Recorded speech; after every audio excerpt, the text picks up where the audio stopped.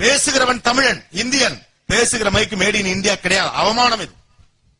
இவ்வளவு பெரிய அறிவையும் எல்லாத்தையும் வச்சுட்டு வெறும் தொழிலாளியாகவே நாம் தொடர்ந்து இருப்போம் என்றால் இது இந்த தேசத்தினுடைய அறிவுக்கு நாம் செய்கிற விரோதம். கஷ்டப்பட்டு படிக்க வைத்த அம்மா அப்பாவுக்கும் கல்லூரிக்கும் நாம் செய்கிற தீங்கு. கொஞ்சமேலும் நமக்கு என்று சுயமரியாதை வேண்டும். We should have more self-esteem to produce more products. That is why I give an appeal. The small town people should develop more as the innovators, as the bosses, as the MDs of the companies, as the producers, as the great entrepreneurs. ஆனா இந்த லஜ்ஜையே நமக்கு இல்லையே. உலகத்துல நம்ம நாட்டுல இந்தியாவில் அழகான பொண்ணுங்களே இல்லையா? இதற்கு முன்னால வரிசையா கொடுத்தாங்களே உலக அழகி பட்டம். Sushmita Sen Miss Universe, Aishwarya Rai Miss World, Lara Dutta, Sengamma, Muniyamma வரைக்கும் அவார்டு 5 வருஷம் வரிசையா கொடுத்தாங்க. அதுவரை இந்தியாவில் அழகான பெண்களே இல்லையா? உங்க அம்மா எங்க அம்மாலாம் அழகு இல்லையா? உங்க அக்காலாம் அழகு இல்லையா? வை?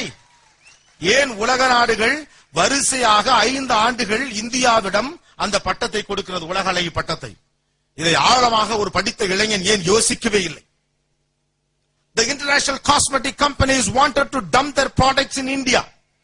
இந்தியா மிகப்பெரிய சந்தை என்ற அடையாளம் கொண்டு கொண்ட உலக நாடுகள் தங்களுடைய படைப்பை கொண்டு வந்து விற்பதற்கான சந்தையாக இந்தியாவை மாற்ற முயற்சித்தது.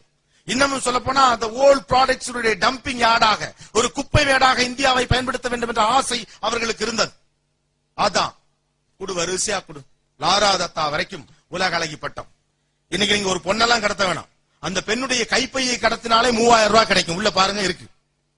How it happened? சிந்தூர் பொட்டு எங்க போச்சு? ஐடெக்ஸ் கும்கும் எங்க போச்சு? கண்மை எங்க போச்சு? எல்லாம் போச்சு. முதலாளியா இருந்த நாம் இன்னைக்கு தொழிலாளியா வந்து உட்கார்ந்துருக்கோம். உள்ளூரிலேயே உங்களை வைத்துக் கொண்டு உலக நாடுகள் ஆண்டு கொண்டிருக்கின்றன. இதுக்கு வெள்ளக்காரன் இங்க வந்து ஆண்டுட்டு போலாமே, வெட்கமான விஷயம் இது. How it happened? Why no one questions? ஏன் கேள்வியே கேட்க? ஓடிக்கொண்டிருக்கிற இத்தனை கார்கள், எத்தனை கார் நம்ம கார்? எத்தனை கார் மேட் இன் இந்தியா? நீங்க எழுதுற பேனால எத்தனை பேனா மேட் இன் இந்தியா? பயன்படுத்துற செல்போன்ல எத்தனை செல்போன் மேட் இன் இந்தியா? பேசுற மைக்ல எத்தனை மைக் மேட் இன் இந்தியா? பயன்படுத்தக்கூடிய பொருட்களில் எத்தனை made in India? Why not? ஏன் இவ்வளவு பெரிய முதலாளி தேசத்தை தொழிலாளி தேசமாக தொடர்ந்து உலக நாடுகள் வைத்திருக்கிறது? கவனிப்பாரற்றே கிடக்கிறோமே. நல்லதோர் வீணை செய்து நலம் கட புழுதியில் எரிந்தாயிற்று. Have you ever thought about it? Why we are customers? இங்க இருக்கு நொய்யல் ஆறுன்னு ஒண்ணு இப்ப இல்ல, அழிஞ்சு போச்சு. இந்த நொய்யல் ஆற்று ஆற்றின் வழியாக கோயம்புத்தூரிலிருந்து ரோம் நகர் வரை வியாபாரம் நடந்திருக்கிறது. கடல் வணிகம் என்றால் என்னவென்றே தெரியாத காலத்திலிருந்தே பர்மாவுக்கும் இந்தோனேசியாவுக்கும் கப்பலிலே சரக்கு அனுப்பி இருக்கிறோம். ஐரோப்பாவின் பல முனைகளில் இந்திய வியாபாரம் நடந்திருக்கிறது. We were the bosses. We never be just laborers. ஆனா இன்னைக்கு உலக நாடுகள் உங்களை சந்தையாக்கி வைத்திருக்கிறது, அறிவாளிகளை முடமாக்கி வைத்திருக்கிறது. படித்த இளைஞர்கள் யோசிக்காத தேசம் பயப்படுகிற தேசம் என்று சொல்லி இருக்கிறார். படித்த இளைஞர்கள் யோசிக்க வேண்டிய தருணம் இது. ஒரு மைதா மாவு ரொட்டி மேல தக்காளியும் வெங்காயத்தையும் போட்டு பீஸான்னு கொண்டாந்து அவனால உங்ககிட்ட விற்க முடிஞ்சிருச்சு. He has marketed his pizza to you. It's a cultivated taste. We were not familiar with that idea. நமக்கு ஒரு பொருள் சூடாக இருக்க வேண்டும், அது அவிக்கப்பட்டு இருக்க வேண்டும், அதுல வந்து இந்த இன்கிரிடியன்ஸ் இருக்குன்னு உடம்பே அதற்கு பழகி இருக்கிறது. ஆனா உங்ககிட்டயே கொண்டு வந்து உங்களுக்கு பொருத்தமே இல்லாத, உங்களுக்கு தேவையப்படாத ஒரு பொருளை ஒரு வெள்ளைக்காரனால் விற்க முடிந்திருக்கிறது. பெயர் பீஸா. ஏன் உங்களால இட்லியை விற்க முடியல? Why you never thought to product it? எவ்வளவு பெரிய ப்ராடக்ட் அது. குழந்தை சாப்பிடலாம். உலகம் முழுவதும் குழந்தைகளுக்கு கொடுக்க சொல்லி பீடியாட்ரிஷியன் சஜஸ்ட் பண்ணக்கூடிய ஃபுட் பேரு இட்லிங்க. இட்லி.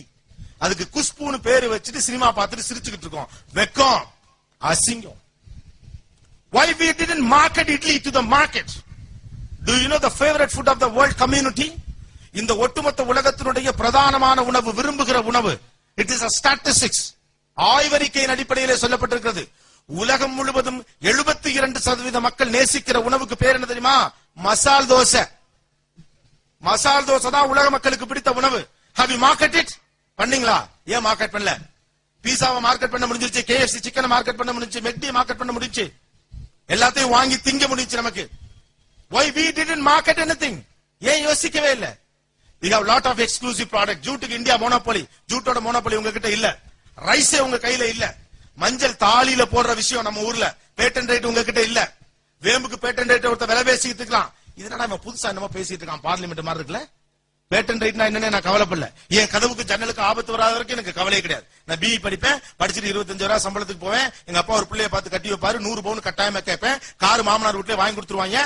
ஊர் தாண்டி அரை பக்கத்துல ஒரு வீடு கட்டி மாடியில கட்டில் போட்டு ஆடி புள்ள பத்து செத்து போயிருவேன். சாவலாம் அதுக்கு.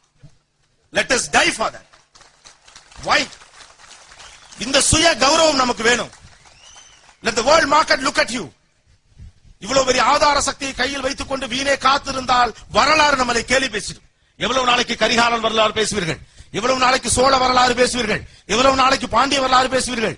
எவ்வளவு நாள் மௌரிய வரலாறு பேசுவீர்கள்? எவ்வளவு நாள் காந்தி பேசுவீர்கள்? எவ்வளவு நாள் முர்டாக் பேசுவீர்கள்? என்றைக்கு உங்களை உலகம் பேச போகிறது? Do you want to follow the history or do you want to create a history? Just the question is on you. வரலாற்றை பின்பற்றுகிற சராசரி மனிதர்களாக உங்கள் வாழ்க்கையை நீங்கள் வடிவமைத்துக் கொள்ளப் போகிறீர்களா, அல்லது வரலாற்றை உருவாக்க போகிற மாமனிதர்களாக முடிவெடுத்துக் கொள்ளப் போகிறீர்களா? எல்லா மனுஷருக்குள்ளே ஒரு மிருகம் இருக்கிறது, வெளியே கொண்டு வாங்க. இந்த சமூகம் உங்களுடைய வருகைக்காக காத்திருக்கு. உங்கள் சம வயது ஒத்த ஒரு சாமானிய மனித பஞ்சர் ஒட்டிட்டு இருக்கான் ரோட்டு கடையில உட்கார்ந்து. What the mistake he has done. ஒரு சராசரி இந்தியன் படிக்க முடியாம தவிச்சுக்கிட்டு இருக்கான். என்ன கஷ்டம் அப்படி? இவ்வளவு அறிவு இருக்கு, புத்திசாலித்தனம் இருக்கு, உலகத்துடைய மிகச்சிறந்த பூகோளம் இருக்கிறது, உலகத்தின் மிகப்பெரிய ஆபத்துகள் இல்லாத தேசம். சுனாமி என்ற ஒன்றை சந்திக்கும் வரை பெரிய இயற்கை பேரிடரை இந்தியா பார்த்தது கிடையாது. பூகம்பம் குறைவு, சுனாமி குறைவு, அளவுக்கு மீறிய குளிர் குறைவு, அளவுக்கு மீறிய வெப்பம் குறைவு, அத்தனையும் மிதமான ஒரு சீதோஷ நிலை இருக்கக்கூடிய நாடே கம்மிங்க. உலகத்தில் 12 மணி நேரம் இரவும் 12 மணி நேரம் பகலும் இருக்கிற தேசமே குறைவு. அந்த வகையிலே இறைவனாலும் ஆசீர்வதிக்கப்பட்டிருக்கிறோம், இயற்கையாலும் ஆசீர்வதிக்கப்பட்டிருக்கிறோம், அன்பால் ஆசீர்வதிக்கப்பட்டிருக்கிறோம், உறவுகளால் ஆசீர்வதிக்கப்பட்டிருக்கிறோம், கல்வியால் ஆசீர்வதிக்கப்பட்டிருக்கிறோம், மனிதர்களால் ஆசீர்வதிக்கப்பட்டிருக்கிறோம். We deserve more. We blessed more. But why not? ஏன் நடக்கல? காரணம், இருட்டுல கூட நான் கண்ணை மூடிட்டு இப்படி சாப்பாடு எடுத்தா வாய்க்கு போகுது, கரெக்டா போகுது, எனக்கு போகுது.